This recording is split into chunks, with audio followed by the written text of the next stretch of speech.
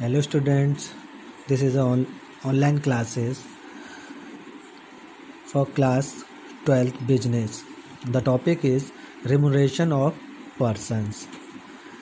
जैसे कि हमने कल आपको समझाया था प्रिंसिपल ऑफ मैनेजमेंट में जो 6th प्रिंसिपल था individual interest to general interest, तो उसी अकॉर्डिंग ये 7th प्रिंसिपल्स है रिम्यूनरेशन ऑफ पर्सन्स।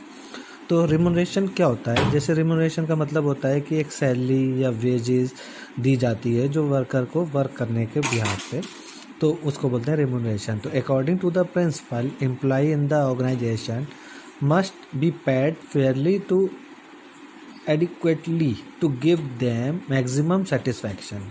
तो कहने का मतलब ये है कि जो एम्प्लॉय ऑर्गेनाइजेशन में वर्क करता है तो उसकी जो सैलरी है या वेजेस है वो किस हिसाब से उसको पेड करी जाती है जो उससे उसका मैक्सिमम सेटिस्फैक्शन उसको मिल सके।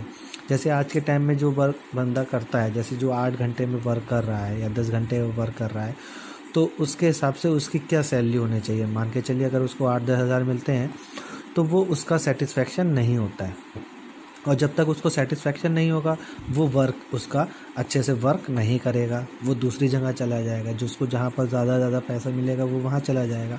तो उसका एक फेयरली पेड जो होती है वो एक तरीके की नहीं हो पाती है, जिससे उसे मैक्सिमम सेटिस्फैक्शन नहीं मिलता है।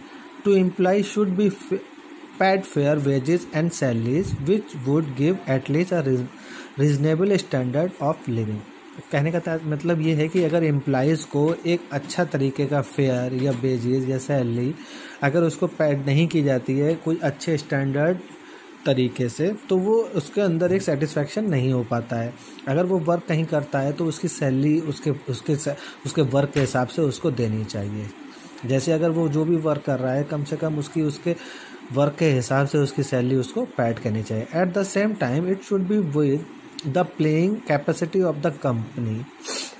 अब अगर इसी तरीके से वो किसी कंपनी में वर्क करता है तो उसकी जो पेइंग कैपेसिटी है उस कैपेसिटी के हिसाब से उसको पेमेंट देना चाहिए।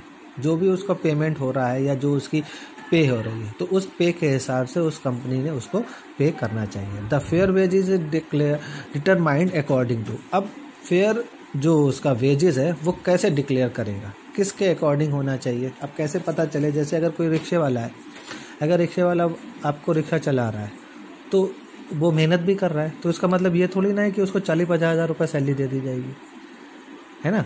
तो उसी हिसाब से फेयर वेजेस की एक अकॉर्डिंग किस तरीके से उसका फेयर वेजेस उसको बताया जाए कि इसकी क्या सैलरी इसकी होनी चाहिए। तो उसके लिए पहला फंक्शन होता है हमारा financial capacity of the concern.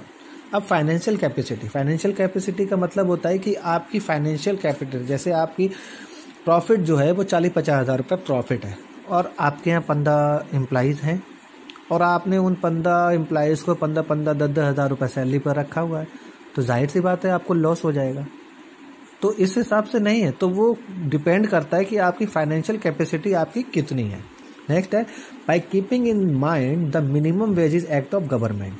अब गवर्नमेंट का मतलब आ जाता है कि मिनिमम वेजेस। अब जो गवर्नमेंट ने जो माइंड सेट कर रखा है, गवर्नमेंट ने कहा है कि कम से कम मिनिमम वेजेस एक गवर्नमेंट ने अपने तरफ से एक बना रखी है कि इससे कम तो आप दे नहीं सकते हो, इससे ज़्यादा आप कुछ भी दे सकते हो। तो वो एक गवर्नमेंट के अकॉर्डिंग टू उन्होंने मिनिमम वेजेस सेट कर रखा है। The wages and salary paid by competitors मतलब जैसे आप मान के चलिए, जैसे आप कोई इंस्टीट्यूट चलाते हैं, टीचर जैसे कोई इंस्टीट्यूट चलाते हैं, तो वहाँ पर आपके बराबर से कॉम्पिटिटर काफ़ी इंस्टीट्यूट होते हैं।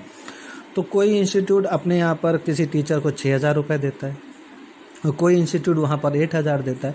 तो 8,000 में और 6,000 में फ़र्क अगर दिखता है तो वहाँ के आपके एम्प्लॉय सारे चले जाएंगे वहाँ से।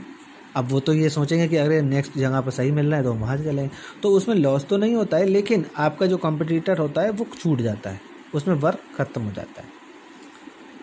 तो इसका मतलब हो जाता है the wages of salary and paid by the competitor. तो कॉम्पिटिटर के हिसाब से आपकी वेजेस सैलरी कम हो जाती है।